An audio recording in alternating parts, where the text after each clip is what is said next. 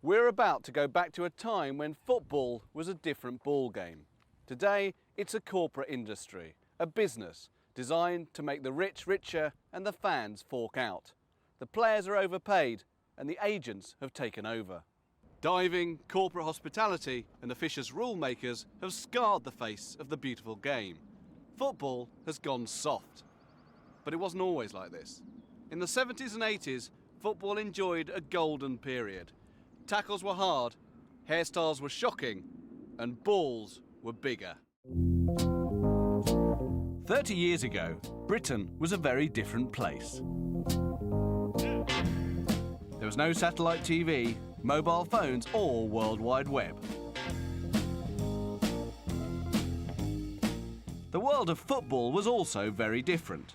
Matches kicked off at 3 on a Saturday. Fans stood shoulder to shoulder in heaving terraces, and it only cost 25p to get in. In this show, we'll be taking you back to a time when men with terrible haircuts and horrendous kits played ankle-deep in mud. To be 3 inches of mud for four or 5 months of the year. There's nothing on the pitch except grit. We'll remember when tackling was allowed. Men were men. I got as many broken noses as I maybe dished out. And you warmed down with a pint of beer. We'll show you a more innocent time when Subbuteo was the greatest game.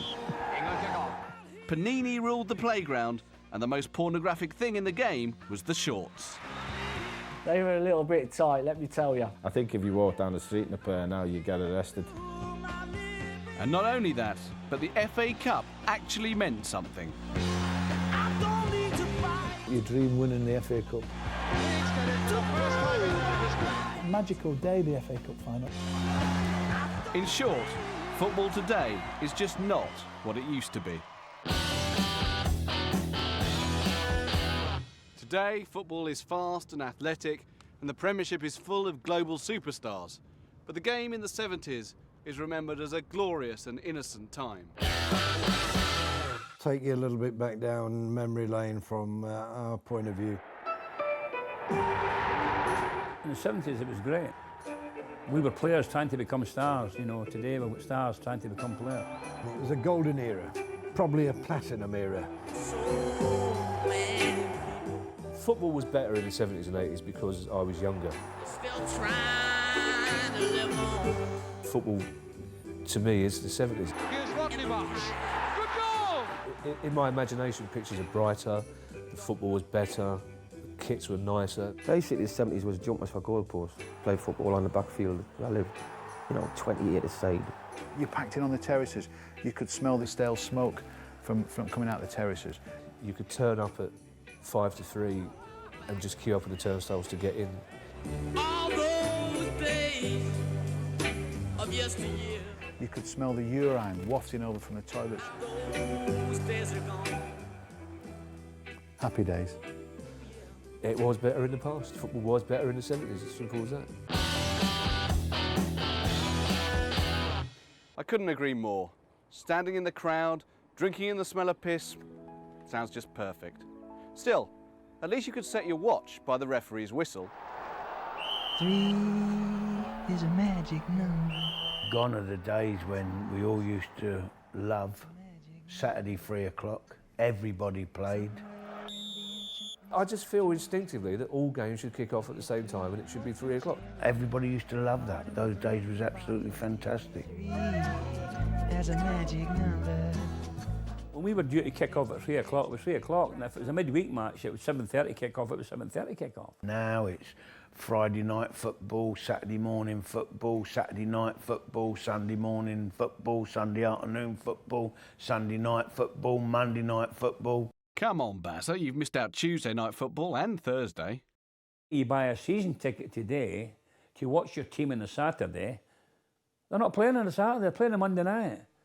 Now, I can go on Saturday, but I can't go on Monday night. It's great.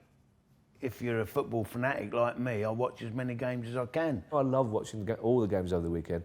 I'm being a hypocrite, I know that. It's my job. Whether in your armchair or at the game, a fan's experience is different now. The terraces used to rock with noise and passion, but sometimes today, you could be forgiven for thinking you wandered into your local library. You cannot now describe to kids, they would have no idea what you're talking about. It's a foreign concept, but you would be under this low terrace roof sloping right down to the pitch. If the goalkeeper kicked it, you never saw a thing, but you got used to it. Pitch black, there might be one bulb, you know, a 60-watt bulb for 15,000 blokes. If you didn't like the person you're standing next to, you can go and move over to the other side a little bit, or if there was one group singing, you could try and furrow your way through and get in there. Those standing areas, you wouldn't have some atmosphere generated in those places. Sometimes you can go and watch a big match now, and it can appear to be almost like clinical, you know, the atmosphere in there, as opposed to a throb. I look now in some of these stadiums, I think they've lost their character. Sometimes the atmosphere is not what it used to be. The grounds are quieter these days than back in the 70s and 80s. But all these people stood together in unison did have its dangers. One of the famous things was you could often get indoctrinated there with a hot leg. I beg your pardon, Ron? Oh, hot leg, oh yeah, you've got a hot leg, yeah. Crowds of fans full of beer had no chance of reaching the toilet, so they did the only rational thing, utilise the pocket of the person in front. I understand it was quite prevalent at Anfield. It's one of those badges of pride that older football fans perversely wear. It's like, you're not a real fan until someone's pissed down your leg away at Barnsley. Although we look back at football in the past with rose-tinted spectacles and piss-tainted pockets, there is one element of the game that can't be disputed. Football was played by men. Hard men. Very hard men. Coming up, we'll be looking at the toughest players the game has ever seen. Whoever has a go at you, you have a go back. And some very impressive tackles. If it had happened today, I'd have been banned for life. He would go off. We're looking back at the game of football in the 70s and 80s, a time before players drove baby Bentleys and fans ate prawn sandwiches. But while romanticising dodgy pies and clapped-out cars is all well and good, the major difference in the game was the way the football itself was played. In the 70s, FIFA had yet to outlaw the tackle from behind, and the referees just let the players get on with it. Football was a contact sport. The Premiership it's for girls at the present moment. I mean, if you look at a player today, it's a foul. People want to see men playing a men's game. People got whacked and it was very, very physical. It was more ferocious. The physical element of the game was part of it, yet they earned the right to play. Regis winning the ball from Roberts, who's hurt. You had to be physically strong. I got as many broken noses as I maybe dished out, like, you know. There was nothing dirty about it. I mean, it was just a physical game. Roll your sleeves up and here we go, Saturday afternoon, this is who's going to be best on the day. And in the 70s, there was one man who usually came out on top. Liverpool's infamous hard man, Tommy Smith, a.k.a. the Anfield Iron. Tommy Smith was one of the hardest men I ever came across. Never the ball and the man together would get past him. Tommy Smith would wait for you in the car park afterwards. Yes, and a too strong challenge there by Tommy Smith. My game really was a tough game. It was a bodily contact game. Whoever has a go at you, you have a go back. Smitty came snarling up behind me. He said, "You come near me, I'll snap your blubbing back." I will, I'll break your effing back, and they would, oh. And I said, "Rev, did you hear that?" He said, "I think you talked to you, not me." Now they're thinking more about me breaking their effing back than they do the football. Tommy made 467 appearances for Liverpool, scoring 36 goals and threatening to break countless backs. But unbelievably, he only ever got one red card. Smith had typified the hard nature of the game of the 70s, but as the 80s approached, the hard men were being phased out of football. But no one told one man, Graham Souness, a fiery Scot as hard as his moustache was magnificent. You get to the 80s, the hard men are starting to die out. Now Souness's problem was finding other hard men to have it out with. Keegan. Oh, that was a bit late on Kevin Keegan by Graham Souness. He'd go stomping around the pitch looking as though he wanted to eat somebody, and they all ran away from him. So often you'd see Souness chasing people the full length of the pitch just so he could kick them up the arse. Souness, who was a great friend, was ruthless. I seen him coming and I knew I was going to get one. And he just stood at me. And afterwards, as I got up, he said to me, "I can't believe that. I thought that was a hospital case." Souness was hard on his friends and harder on his enemies in a distinguished career for Liverpool and Scotland.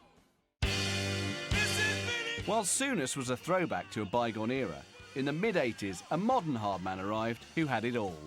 Film star good looks, a sunny disposition and footballing talent to match. Vinnie Jones, you know, trapped a ball, fell and I could kick it. Vinnie's a classic case of someone making as much as he possibly can from what they've got. He lacked one thing, Vinnie, ability.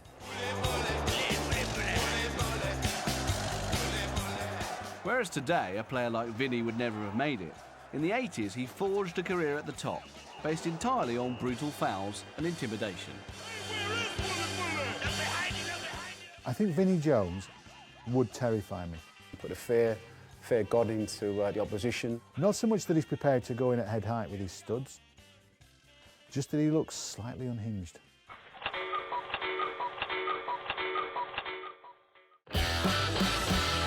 In today's stricter and softer game, the likes of Smith, Souness and Jones wouldn't last a second. Hard men are no more, and real tackling, well, fouling, is a lost art. And there's one man who would struggle more than anyone else. He lived to tackle, was feared throughout the land, and was the ultimate hacker. Cover your eyes, send the kids to bed. It's Chelsea's Ron Chopper Harris. He used to crunch you, he used to whack you up in the ear. He was really tough. I'd be the first one to say I've been, you know, might have kicked a few people. I call him the late Chopper Harris. He's not dead, he was just late all the time. He would go from behind. Chopper Harris was probably the hardest man we've ever seen in English football. Oh, did I ever have any run-ins with Chopper? No, I'm too bloody intelligent for that. I remember being hit by Chopper Harris once from behind, and well, I was out, so I was out cold. I was a young kid at Carlisle and I was terrified. You know, I'd seen him on the TV and he scared me. Luckily, he got to the stage without being cruel that he couldn't run anymore. So luckily he couldn't catch me to kick me. But just how did he get the nickname? Handy with an axe? Blessed in the trouser department? Nah, he was just good at kicking people. The supporters used to say that I used to scythe people down from behind, and so it stuck with me ever since. How many times would you find a player today called Chopper? Never. While most clubs had one hard man, up in the north there was a team full of them. Bremner, Norman Hunter, Jack Charlton. Great players, great team, but dirty bastards. They've got a little bit of nastiness about them. They terrorise football. Under manager Don Revie, Leeds dominated the game, winning the FA Cup in '72 and the league in '74. But it's their brutal approach to the game that they are remembered for. They enjoyed being nasty. They knew that when you went to Ellen Road, they knew that you didn't really want to be there because you were going to get a hammer in. You don't be a winner by being a nice guy. You be a winner by being a competitor. And I think that was what our team had. A terrible punch by Sprague. Yeah, they were probably the dirtiest team. All right, we were very physical. We can't deny that. Through the collective efforts of Bremner, Hunter and co, Leeds got smacked themselves with a £3,000 fine in 1972 for years of accumulated violence. Most of which was accumulated against Chopper Harris's Chelsea in the infamous 1970 Cup final replay, a game recognised as the dirtiest cup final ever. Oh, my goodness, right just down there. Oh, Bremner getting involved again, and Hutchinson too. And There's a certain amount of animosity towards Leeds from most of the big sides, and when they met in the cup final in '70, everybody got stuck in. Bremner getting involved once more. I think it was just two sides that were really, really committed. If they wanted to play us at football, we were happy to play them at football and we could beat them. Two very, very good sides that didn't want to bow down to each other. This game is one that could just teeter over the edge. If they wanted a battle, we could out-battle them. Away for Chelsea. That was a terrible mistake. Basically wanted to win. And Osgood getting pretty heavily involved there. I think players just generally forgot they were playing in a cup final. This was one match that Leeds couldn't fight their way to victory in. See, you're in the lead. Chelsea won, and after maiming Leeds' main creative threat early in the game, it was, of course, all down to Chopper. David Webb got all the accolades for scoring the goal. Is the tackle I done on Eddie Gray after about 8 minutes. And, you know, I'm sure if it had happened today, I'd have been, you know, banned for life. Back then, fouling was an accepted part of the game. The players just got on with it, and got away with it. This is a man's world. While the game was played by real men, it was also reffed by real men. Something, to be honest, you simply can't say about every ref today. This is a man's world. Or indeed, every player. This is a man's world. However, in the 80s, there was one ref who didn't treat the players like men. He treated them like boys. You do not speak to my linesman like that, otherwise you go in the book. Like naughty boys. You keep it quiet, otherwise you're going to walk. Like naughty schoolboys. Stand up. Harrow schoolmaster and top referee David Ellery wore a hidden microphone for a current affairs TV show. I refereed Millwall Arsenal, which at the time they were both at the top of the old First Division. But there was one slight problem.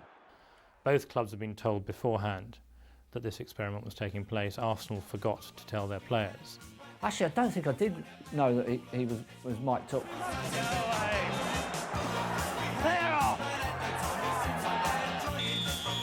Come here. Don't want you, go away. What's that for? Name. After a goal was disallowed, Arsenal's players overstepped the mark. Play on! Play on! Play on! Play on! What's wrong with that? And would-be scorer Tony Adams went mental. Go away! It was like the Tasmanian devil crossed with Orville, because he just chased after him, waving his hands, screaming, "It's my goal! It's my goal!" Go away! And his voice got higher and higher and higher. I don't know what was worse, the fact that he'd sworn at the ref or the fact that he'd done it in the style of Joe Pasquale.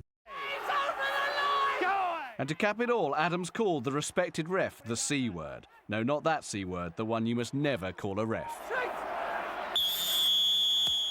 Listen, once we've given a decision, stand up. After one ticking off, Adams didn't fancy another from his strict manager, George Graham.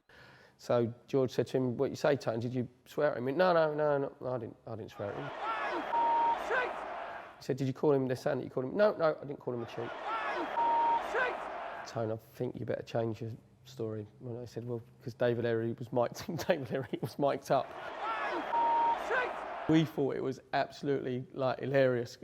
But Graham didn't see the funny side, and after the match, nearly fell foul of the dreaded hidden mic himself. Just have a quick word. I wanted to say something, and then I realised it was mic'd up, and I went, whoop, sorry. George, I'd love for you to have a quick word now. I'd rather not. Best thing I ever did was walk back out again. Referees today have got an impossible job.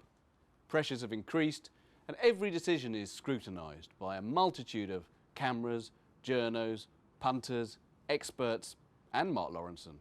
Players now get stretchered off with a broken nail or a snapped hairband, but in days gone by, nothing would stop them. Keep on running. We used to get injured and carry on. But there were men playing then. You know, if you went down injured, your own teammate would say you got up with damn all wrong with you. You're no good to us lying there. The most important thing was to let the guy know that he hadn't hurt you. Players back then came equipped with a higher pain threshold and total medical ignorance.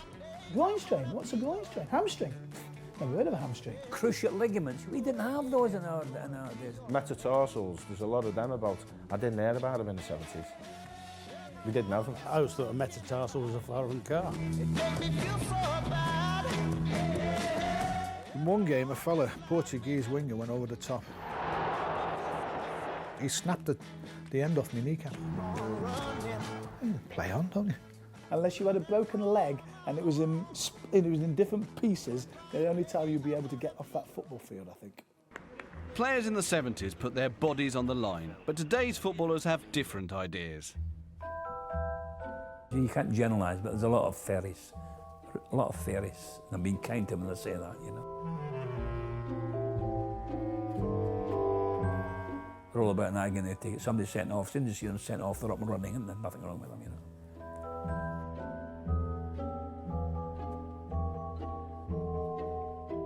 But there is a culture of diving, especially in and around the box, where people are trying to get penalties. I don't like it. I mean, I was a defender. I don't agree with it. If I'm going to get sent off for committing a foul, which is not a foul, by a cheat, as he hit the deck, I'd kick him in the head. As he rolled over again, I'd kick him in the stomach. Rolled over again, I'd kick him in his feet. But, you know, I would make sure that I was getting sent off for something. Life on the pitch was tough.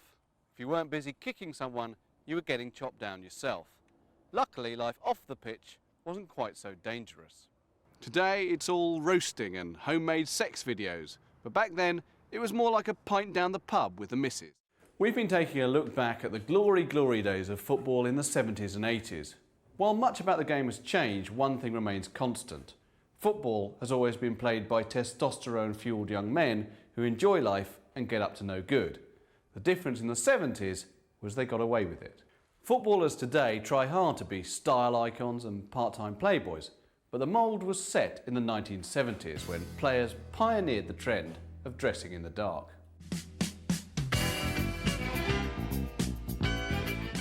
I mean, I think back and it was quite horrendous. When you look at the pictures now, you just think, my God, do we go out like that? It makes me shudder when I see something and I think to myself, did I really used to wear that?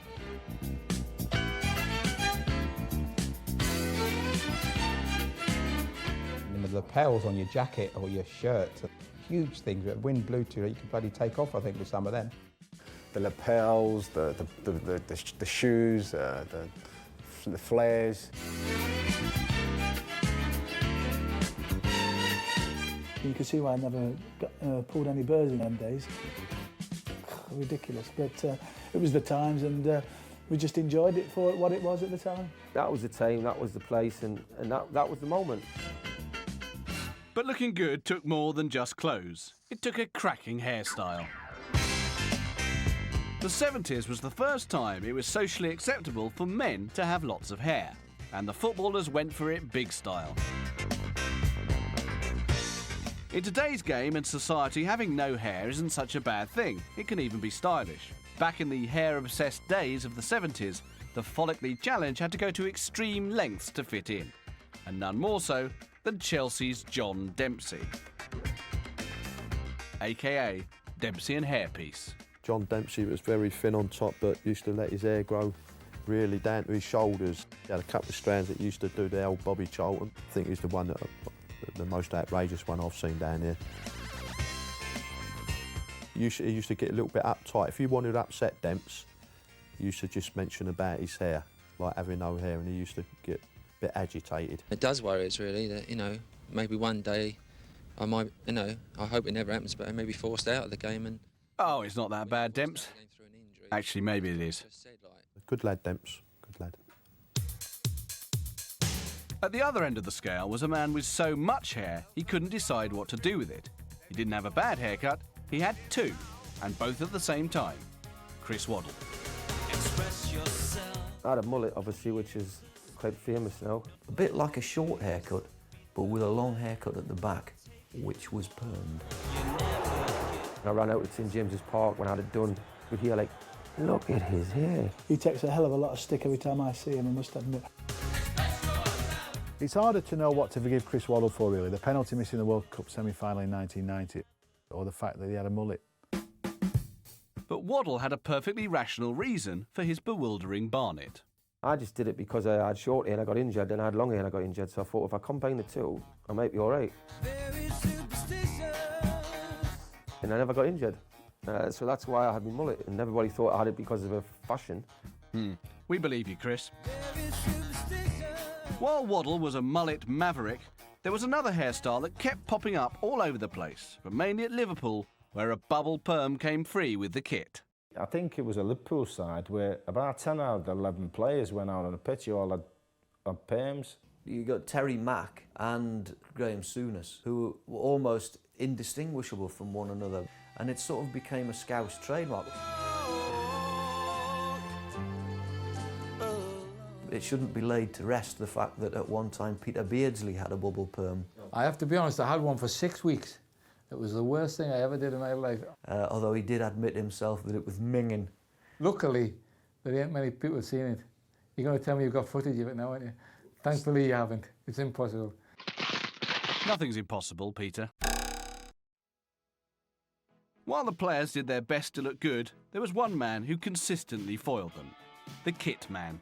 Everybody comes up to me now and says, I thought you were bigger than that. I said, well, it's the kit. The kit was tight those days. Used to spray on shirts, you know. And it wasn't just the colours or the shirts that were the main offenders. In the 80s, there developed an uncomfortable trend for very short shorts. And your shorts were like 4 or 5 sizes too small. So if you look back, it was a bit sort of homoerotic, wasn't it? Yeah, good legs, you know, why not show them? Very, very, very, very small and skimpy indeed, like, you know.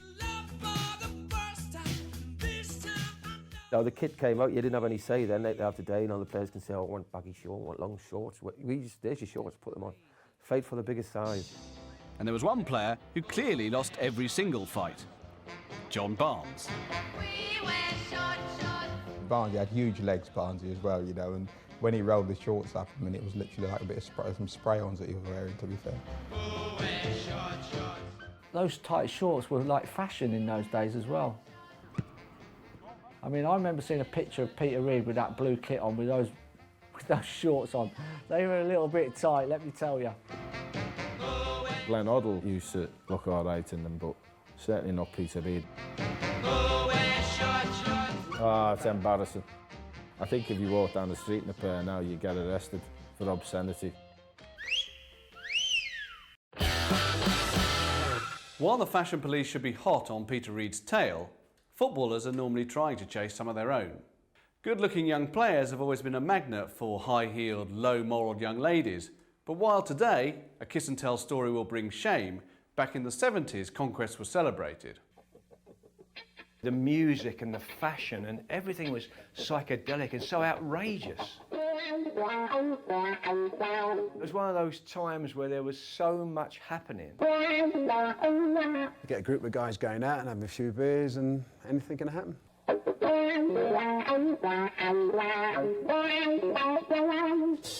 Cost a lot of people a lot of their marriages, but we had a good time. And one man who had a good time all of the time was Frank Worthington. Frank was a character. He loved life. He loved on the field. He loved off the field. Flamboyant on the pitch, he scored many memorable goals. Worthington now from Gallagher. What a beautiful Worthington goal! He was a sublime footballer. He looked different. He was charismatic, and I think he had a hell of a life. First and foremost, I love playing football. You know, that is my first love. And after that, I love living life. With a taste for the finer things in life and owning the premier fashion boutique in Bolton, Frank was one of the first footballers with a rock and roll lifestyle. I was dressed in all this wild gear. I looked more like a rock star than a professional football player. Frank thought he was Elvis. You ain't nothing but a hound dog, rockin' all the time. And quite frankly, in Bolton, he probably was. I was a real hound dog. And this is one hound who never went too long without a bone. Frank's scoring prowess was equally impressive off the field too. It was just a constant conveyor belt of females. Managed to get lucky with this beautiful young Swedish girl. And she had this very attractive mother. She made me breakfast and she couldn't do enough for me. And, and one thing led to another. Ended up with the daughter and the mother. I must be dreaming. The Swedish hospitality was magnificent. But with his boutique and his love of the ladies, Frank had been following in the footsteps of another football idol. Frank might have thought that he was Elvis, but he wasn't quite the king. Could lose it its best. I wish I could play like Georgie Best, for there's nobody else like Georgie Best. There was only one governor, and that was George Best. And George Best was my sort of idol when I started playing. He was one of the reasons why I thought I would love to play football. There he goes again. George Best is probably the best player I ever saw. George was the icing on the football cake. He was just something else. He was a genius. Here's the record. There it is. It would have been great to emulate what he did on the football pitch. I don't think I could have kept up with what he did off the field. George Best was the original football icon. He was a magician with the ball, and with multiple Miss World-shaped notches on his bedpost, he was a legend with the ladies. George didn't even have to chat them up, they chatted him up. He had an unbelievable magnet to these women. He was the first real superstar of the game, really, in this country, George Best. And, you know, all the trappings of what we see is normal now with being a superstar. George Best sort of had that, was the first probably to do that. He was also the first player to capitalise on this, after the marketing men recognised his star qualities. Players today all try and emulate Best's prowess, but one day in 1984 he took it to the extreme. In the space of 24 hours he allegedly slept with 7 women. Nicknamed the Magnificent Seven, it is a myth and a memory that is part of his legacy. Judging by that, it's a miracle that it was his liver which was the first organ to go, isn't it? Undoubtedly a genius, Best was flawed. His womanising went hand in hand with his alcoholism, and on the very same day he set his magnificent record, he was arrested for drink driving outside Buckingham Palace. Welcome back. We're taking a look back at the wonderful world of football in the 70s and 80s. It was a magical time to play and watch football.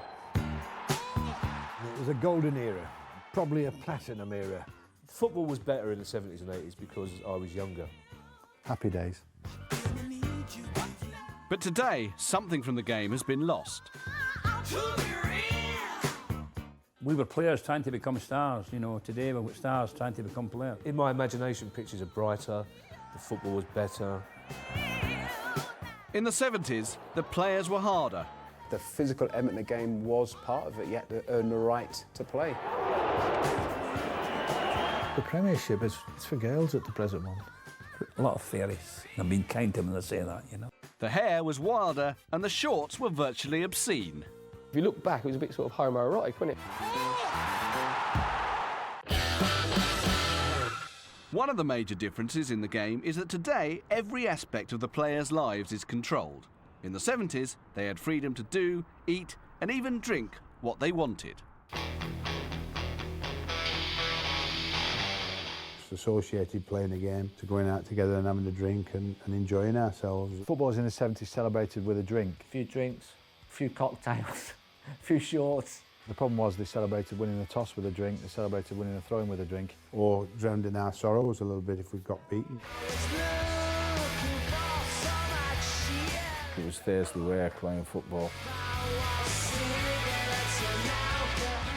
In fact, the more they drunk, the better they were. When I was at Coventry, actually since 1986-87, I've never drunk so much, but yet we win the cup. Jimmy Greaves, he liked a little drink now and again, and yet his goal scoring record's pretty good if you look at it. Jimmy's right on the target. Spurs goal number 4. At Tottenham, after a game, we all went in the Bell and Air afterwards with all the supporters and everybody else, you know. Part and parcel of it. The majority of the guys would go out on the lash till 2, 3 in the morning, and most nights end up in a casino somewhere. And then the really serious drinkers then would stay out until whatever time it was, 2, 3, 4, maybe 5 in the morning. Players would go out on the lash and have great nights out and gambling and drinking and having a great time. Never in the paper for beating up a kid or smashing this or doing this or roasting women in, you know, in the roasting thing and all. It was always seemed to be so much more dignified than it is today. While roasting is the new favourite hobby for footballers, players in the 70s were satisfied with a few beers, and even the England coach couldn't stop them. In 1974, the new national manager, Don Revie, assembled his players for a training weekend in Manchester. Ever the disciplinarian, Revie wanted to set some ground rules. He said, 10 o'clock curfew. But there was always going to be trouble. I'm sitting next to a guy called Mike Horswell. He said, well, I'm sure that I won't miss 2 people, will they? So we'd go get in a cab and we go down to Slack Alice, which is George Best's nightclub. I'm not joking. There were 25 other England players there, all around the bar, all drinking champagne. It was like a who's who of England footballers all around the main bar at Best's club. It was just hysterical. It's like everybody just said, oh, we don't care what Don Revie said. Today, players would be banned, fined and shamed, but in the 70s they could get away with it, especially when a legendary England captain was an ambassador for necking a few pints. Moro comes in with his wife, Tina, and he walks into the pub with his sort of little thin tie on. Tina's not the best dart player in the world, but she enjoys the game while she's waiting for me. Bobby Moore, of course, was the golden boy. He was a very marketable man. And it's something that would just never happen today. People would be up in arms. I mean, if John Terry, for example, were to advertise, get down your local boozer, it wouldn't be a good look, would it? When we talk about the 70s, it's always with so much fun and think, God, I wish I'd have part of that, I wish I'd have done that. It's great to get together for an evening out. You know, fancy going and having a drink with Alan Shearer. Like Mr. and Mrs. Bobby Moore, looking at the locals. Incredibly, football's drinking culture wasn't just recreational. In some clubs, it was also part of the pre-match warm-up. Always should be a bottle of brandy, a bottle of whiskey in the dressing room. Well, it was either brandy or scotch, you know, and especially in the winter. 3 or 4 of us would have a little shot before you went out in the cold weather. Have a little thing that'll warm you up before you go out. But it wasn't just the players who were boozing. Football in general was encouraging a drinking culture. And even the clubs were getting in on the act by launching their own beers. 3 of the biggest clubs in the country have joined forces for the promotion. Liverpool's Super Red, Manchester United's Red Devil and Everton's Premium Lager goes on sale today. In a bizarre initiative, fans were offered free tickets to matches, but only if they got completely hammered on the stuff. In order to save enough ring pulls for even the cheapest ticket, the fan needs to drink 640 cans. Just a quiet night at the local in Manchester then. Today, boozing is against all the rules. Players are monitored by their clubs and can't have half a shandy without getting into trouble. Health and fitness are paramount and every part of a player's diet is regimented. Back in the 70s, footballers were kept nicely fed. Rather than pre-match pasta, they had something a little more filling. It was unbelievable what you used to eat. Fillet steak and toast. Steak, beans, toast. The most enormous sirloin steak with chips, tomatoes. Rice pudding for a sweet.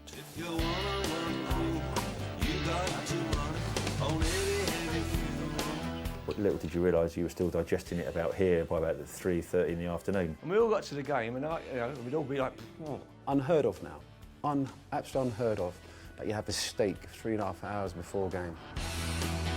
Today, it's gone to the other end of the scale. Players are more concerned about a six-pack than a hat-trick, and the nutritionists have confiscated the keys to the canteen. The short, fat player that likes to drink can't survive in the modern game anymore. You know, you can't eat this and you can't eat that. You've got to drink these drinks and all this. You know, you've got to be a 6-foot athlete with sublime touch who looks after his body like a temple. The nutritional and recovery values are as big a part of the game now as the technical side. But not everyone agrees. That's a load of crap. You know, nobody can tell you what you want to eat before a game. Scores of people I played with couldn't eat on a Saturday morning at any time, and they'd just throw up. So where's your bloody sports scientist? What's he going to give them? Let it go, Franny, let it go. It's just it's a thing which, you know, it's an individual. While diet today is regimented by clubs, training is also more professional. I mean, training was get there at 10 o'clock, start at 10:30, 5-a-side for 40 minutes, bit of crossing and shooting, in the pub by 12:30. Did someone say the pub? If you compare the conditions and the training techniques from then, it's just a joke. Today, the players are finely tuned athletes, and so ironically, injuries are more common. Back then, though, players had less muscles to pull, and injuries were rarer. As a result, when they did get hurt, there wasn't much help. If you were injured, you were cast aside. You're no good to us. But there was one man. Physio. I don't know if you could really call it physio back then. It was nearly always a very old bloke that the club had kept on for no apparent reason. Old Bert's been here since the 20s. Was he a player? I don't know. He's just been here since the 20s. And this man had a secret, mystical healing device, the magic sponge. It's a kind of magic. And he'd kind of amble on, and he would have a little Gola bag or a Woolworths bag, and he would take out of it a sponge. Out would come the magic sponge.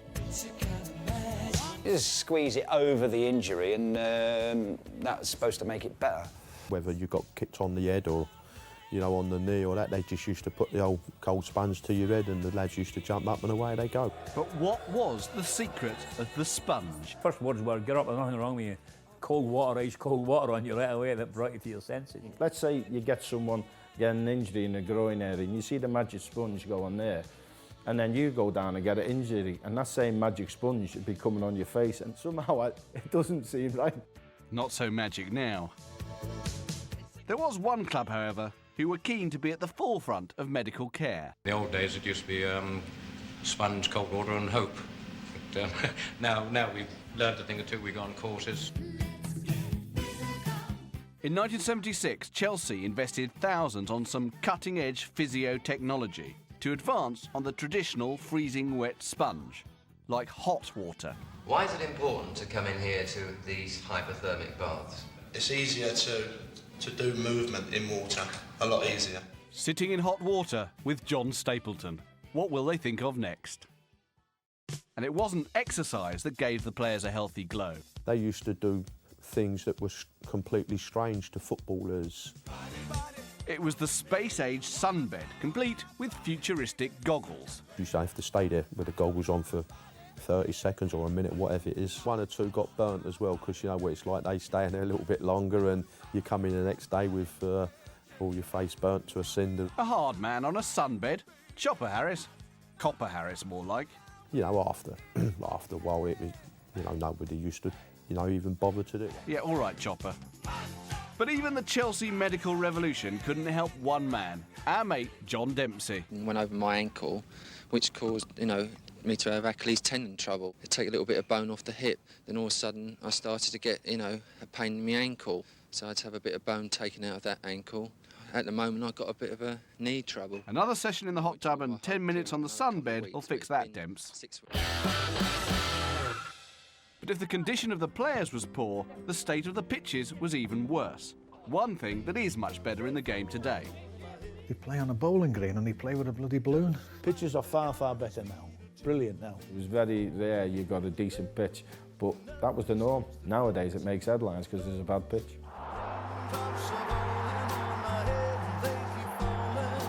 Prior to Christmas, maybe a month before Christmas, there was nothing on the pitch except grit. When we used to play, it used to be 3 inches of mud for four or 5 months of the year. I mean, they were mud fields. I mean, honestly, they were unbelievable. You always had that great big brown bit in the middle. But whatever the weather, the game went on. The pitch was frozen and it was icy. You had to adapt to it. If you got snow on it, you had to play. We used to play on frosty pitches and everything. Slipping and sliding all over the place. If it was the end of the season, that's 6, 7 games of the season, it was bone hard, rock hard, no grass on it. You had to adapt to it. Nothing worrying.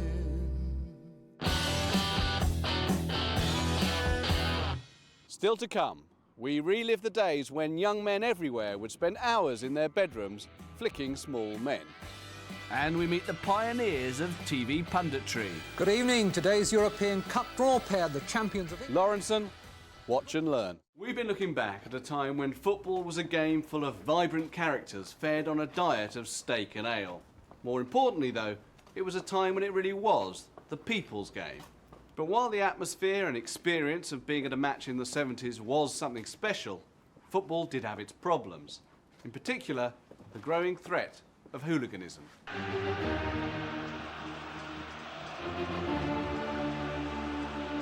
The hooligan thing had crept into our game, and you know, which was the real downside of football. There was always a bit of fear though, because in those days it weren't policed quite as well as it is now, and there was a lot of trouble. There used to be a lot of trouble. There's a lot of clubs have a lot of problems with hooliganism. Certain clubs were notorious for hooliganism. Man United, Leeds, Millwall, West Ham, Chelsea. Chances are the train you got on would have come from Victoria, so there might be away fans on it anyway. It's all, you took your life in your hand sometimes. The biggest danger for fans was actually getting to the game. Because a minority behaved like animals, fans in general were treated like cattle and were packed onto burnt-out buses and rancid trains dubbed football specials. Football special was one carriage on the back of a normal train. Basically just old British rail stock. It was bolted and padlocked. We couldn't get through to the rest of the train. They knew that the football fans would smash them up. If there had been a fire in that lockdown, we would have all died and no one would have minded because we were animals anyway. Absolutely hideous, you know, just like all the windows were broken, there was no lights and stank of piss. And there was a very simple reason for the smell. No toilet, but of course there were two blokes selling cans of beer in it, so you've got no choice. So at one stage we were just trying to urinate out the window of a moving train. At the time you just think this is wrong, it's awful, we're being treated like second-class citizens. After a change in policy, the FA, in their infinite wisdom, came up with a plan to combat both hooliganism and travelling conditions in one easy swoop. Today, it's CCTV and banning orders. In the 70s, it was the disco train. You had all these fans in flares and long hair and scarves tied to each wrist, dancing to Tina Turner and things like that. It was a bizarre situation. The league paid British Rail £50,000 for a 12-carriage train. And then another £12,000 to fill it with a disco, as well as state-of-the-art TV sets. So they decided, we'll get them all together and we'll give them a good time. So essentially, it was Richard Branson does Butlins. It was a gimmick that people enjoyed. I didn't think it went a long way to solving the hooligan crisis, though. It's famous in Burnley, you know. I mean, that's a holiday for us.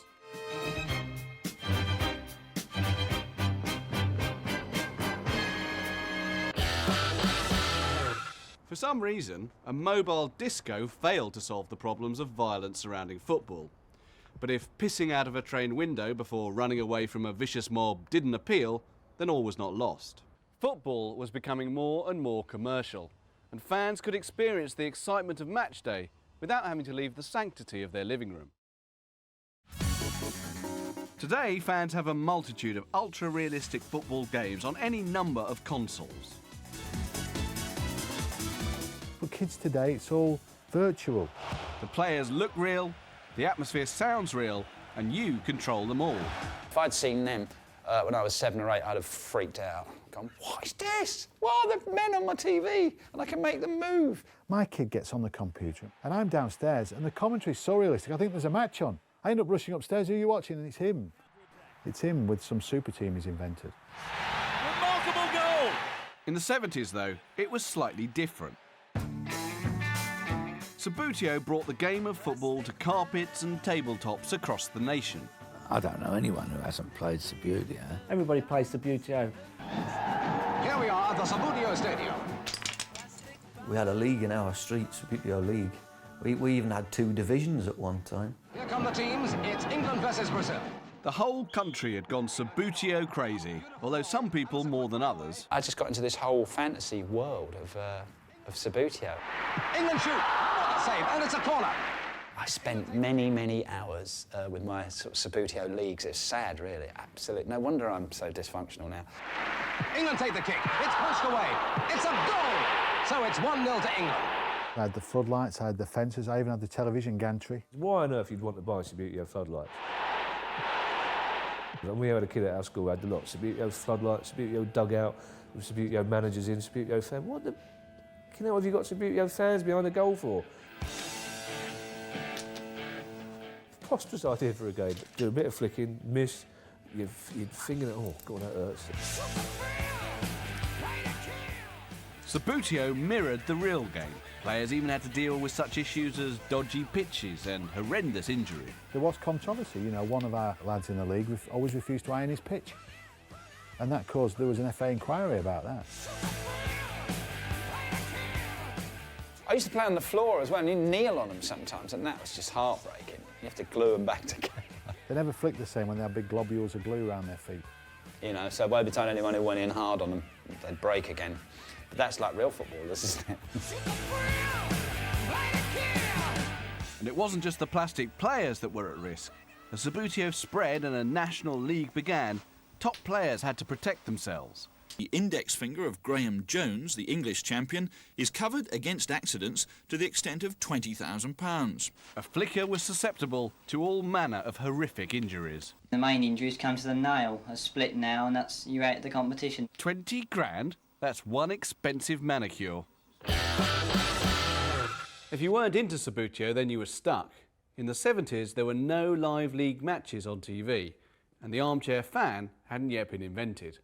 Today, the game rules the airwaves, and there's a match on every day. But there was a time when you just couldn't get a fix of football from the telly. We're starved of football now. You can have football 7 days a week, can't you? Now, when I was growing up, there used to be about 4 or 5 live games a year. Today, there are nearly 100 hours of live football on TV every week. There's too much football today, and I say that as a man who watches it all. But in the 70s, there was only 8 hours a year. At best, fans could look forward to highlights of just 3 matches on a Saturday night. It was even a novelty for the players. When there was hardly any football on telly, you used to rush home, didn't you, for match of the day and make sure you got it. If you were on them, it was a big thing. You know, you'd get the pub and watch your 45 minutes of fame. But a televisual revolution in football was underway, led by one man on a mission to bring the people's game to the masses. To win the lottery of life, you had to be born in Grenadaland. Because if you're born in Grenadaland in the 70s, you had Gerald Sinstadt, who is the godfather of football gurus. He used to present his show called Kick-Off on a Friday night. Good evening. Today's European Cup. He opened football out. It wasn't just about can he kick a ball and can he swerve it this way and that. He made football as human. We said, do you fancy coming into the studio? They would come. I remember doing kick-off with Gerald Sinstadt when I was playing at Derby. He rang me up and said, can you do Friday night kick-off? They didn't really have much else to do, to be honest. I said, I'm staying at home tonight in West Orton. So I went in and I did it. You wanted to go on. You were made up if you got the call. You were delighted and you'd be straight down there. It was Everton versus Manchester United. And I was dressed as a gypsy and I was looking at this Christopher Ball and I had to give my assumption of how the game would work, you know. I think I forecast that Everton would win at Old Trafford, and I think they did. And I see a little man with ginger hair and squeaky voice playing very well. Sinstadt and Kick-Off presented football stars to the public in a new way by convincing them to do stupid things on the telly. Taking the wife down and the baby, and Jeff Johnson's going to score 2. And they used to just turn up for Kick-Off. They'd turn up every week to be interviewed. They would go to children's homes, they would do stunts, they would have fun, they were normal human beings. One Christmas, the best player from every team was brought into the studio to do a carol service. Oh, come, all ye faithful. Now, can you imagine that happening today? It's inconceivable. Oh, come, let us adore him. And something's happened. Something has made footballers think they're not like me and you, and that's wrong. And so obviously in the 70s, football was more human. It was a greater game because we felt more affinity with the players. Appearing on the box helped the public to get closer to their idols, but ultimately it would be television that isolated the players from the fans. Welcome back. We've been looking back at the beautiful game before it turned into the sanitised corporate industry we know today. Football now is a very different sport to how it was, but the most dramatic change has been the amount of money that has been pumped into the game. In 1992, a deal was signed between the newly formed FA Premier League and B Sky B to air live matches. Sky B have won the exclusive rights to live television coverage of English. The biggest change in English soccer for decades gets underway tomorrow. Viewers will only be able to see live football from the new Premier League. Hailed as a revolution in English soccer. But will it improve the national game, or is it an exercise in greed? The entire deal, worth £304 million over 5 seasons, transformed domestic football forever. The money's got so mega that if TV want you to kick off at midnight on the moon, that's when you kick off. Even if people don't realise it, decisions are becoming more and more and more financially driven. Football today is no longer the people's game. We are selling our soul to the devil, and we will reap the whirlwind. And it wasn't long before the players got their 30 pieces of silver. Suddenly players will become millionaires. The money's changed the personalities of footballers. Now they feel better than their fans, and there's a real fundamental problem in football when the footballers feel more superior to the guys who come and watch. I think the more money you earn, the further you get away from the fans. Today, some top Premiership stars earn a staggering £120,000 a week. When I started playing in '77, I was on about £50 a week. 79, we won the league, and I was on £80 a week. You know, you get your wages, you get 30 quid. If you won, you might get them, push your bonuses up to 80 quid. £50 for a draw, £100 for a win, you know, something like that. It was a big add-on for your wages at that time. Our basic wages would be roughly around the £10,000 mark a year. Top flight players in the 70s earned in a year what the average Premiership player can make in a few days now. Most of society in those days would certainly earn as much as, and in some cases, more than footballers. You could live next door to a footballer, that's an old saying, true.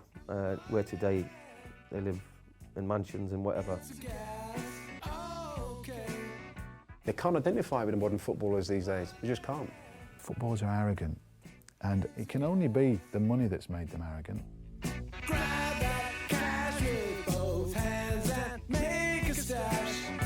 You get very ordinary players today getting £50,000 a week, and that's more than a player in the 70s got in his whole career. We just missed out on the real money, but still wouldn't have swapped it. Today's players are set for life just by playing football, but in the 70s they had to find other ways of bringing in the cash. In the sort of 70s, you couldn't begrudge a player for making a bit of extra money. In 1976, permed icon of cool Kevin Keegan got a brute of a paycheck for getting hot and sweaty with Big Henry. We had to suffer Kevin Keegan in the shower, didn't we, flicking towels with Henry Cooper. Nothing beats a good workout, Henry. And nothing beats a great smell of fruit. What now would be considered rather racy and probably homoerotic. Splashy on all over, Henry. Here, how would you like to... Which I'm sure is probably on some specialist website now. God, fame at last. And it wasn't just the players who needed to bring in extra cash.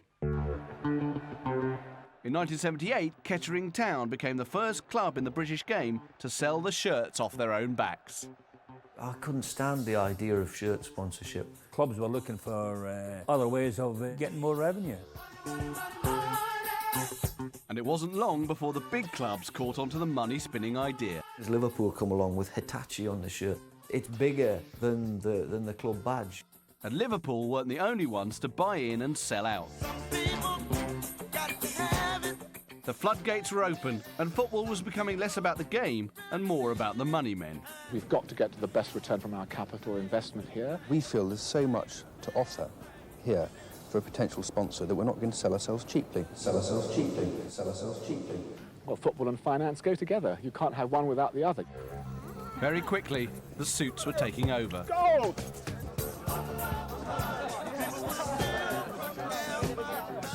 It's gone all kind of corporate. It wasn't corporate when I used to go. Football has gone, and is going more corporate. The game today is all about money. Clubs are more interested in cash than glory.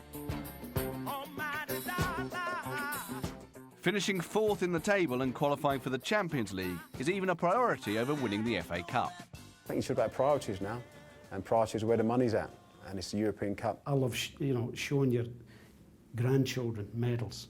You can't show them a fourth place.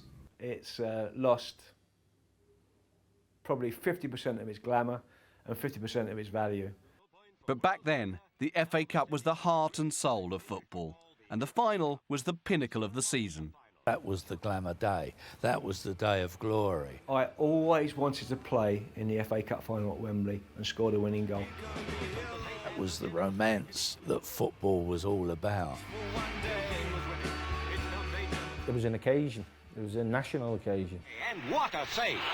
It's just a magical, magical day, and to ultimately win it at the end of the day is just the ultimate prize for any footballer, I would have thought. And what made the FA Cup so special was that your team had a real chance of winning it. In the 70s, 9 different teams won the trophy. But since the end of the 80s, only 2 clubs outside of the top 4 have won the Cup. The magic of the FA Cup reached its peak in 1988, when Wimbledon's Crazy Gang beat Liverpool's Culture Club in the last major upset in a final. We obviously won the league, you know, we're looking to win the cup as well, to do the double. Beardsley. It's more like Beardsley. Sometimes in life, you just have those days, it's going to be your day. Might come to Houghton. And I think the Liverpool players realised it wasn't going to be their day, and I think we as a team realised this is ours. Here's Wise with the free kick. And it's in there! Oh, Sanchez! They scored a good goal, you know, not good from our point of view, but a good goal. It's not easy to say, but they deserve to win. Big Dave Besant lifts the cup. Over a few years, Wimbledon went from non-league to FA Cup glory, something that looks unlikely ever to happen again. Welcome to Wimbledon, home and the FA Cup champion! But that is the last time that there has been a shock at Wembley. Now, that is terrible. After producing the last great shock at Wembley, Wimbledon soon got one of their own. As the rich clubs got richer, other clubs struggled, and even Wimbledon are now no more. Finances forcing them to relocate and reinvent as MK Dons. And in 2000, when Manchester United did the unthinkable and opted out of the FA Cup, it was official. Money had finally become more important than football. We have no alternative but to accept the Football Association's offer to withdraw from the FA Challenge Cup competition for 1 year only. And the glory years were over. I think it's become less of a game and more of a business, which I think really is sad. I think football today has become sterile. It has lost that freedom, has lost that spontaneity and a lot of characters, but because of money, everything's a little bit more serious. I still yearn for those days. I still yearn for the excitement. It'll never ever return to what it was in that period of time, just before all the money came in. It's all corporate now, you know. Go to the Emirates Stadium if you want to find out what watching football nowadays is like. The 70s and 80s were a special time in football in Britain. A lot of factors played their part, but none more so than the people who played the game itself. They were a unique set of characters whose skills and personalities lit up the game. Today, the Premiership is full of world-class players and thrilling end-to-end games, but it lacks something of the soul of the glory years. Maybe if the players stop diving, fans swap prawn sandwiches for pies, and everyone grows mullets, football could again be the beautiful game it once was.